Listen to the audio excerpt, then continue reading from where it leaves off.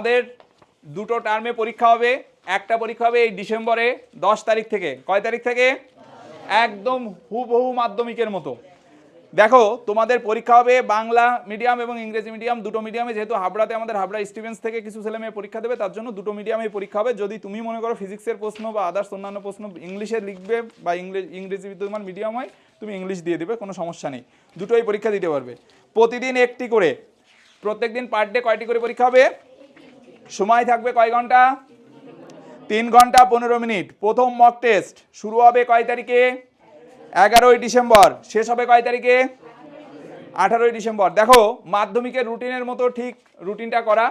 প্রথমে দেখো তোমাদের বাংলা যে প্রথম ভাষা, সেই প্রথম ভাষার পরীক্ষা থাকবে হচ্ছে 11/12/2024। ডেটটা দেখে নেবে, মানে দিনটা দেখে নেবে।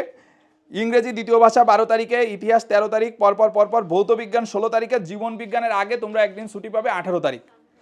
বুঝতে পেরেছো? প্রথম যে মক টেস্টটা হবে সেই মক টেস্ট দেখো খাতা মূল্যায়ন করা হবে, মানে তোমাদের প্রত্যেকটা খাতা মাধ্যমিকের মতো, যারা মাধ্যমিকের খাতা দেখেন তারা মূল্যায়ন করে পাঠাবে, মানে মার্কস দিয়ে কোথায় সমস্যা আছে সেগুলো দিয়ে রীতিমতো তোমাদের একটা রেজাল্ট কার্ড তৈরি হবে। 25শে ডিসেম্বরের মধ্যে প্রতিটি কেন্দ্রে পৌঁছে যাবে। আমাদের অন্যান্য গাইঘাটা, চাঁদপাড়া, হাবড়া, গোবরডাঙ্গাতে যে সেন্টারগুলো রয়েছে সেখানেও সবাই পরীক্ষা দেবে। হ্যাঁ, তো সেই যখন প্রতিটি কেন্দ্রে পৌঁছাবে, আমরা 25শে ডিসেম্বরের মধ্যে যখন প্রতিটি কেন্দ্রে পৌঁছাবে আমরা 25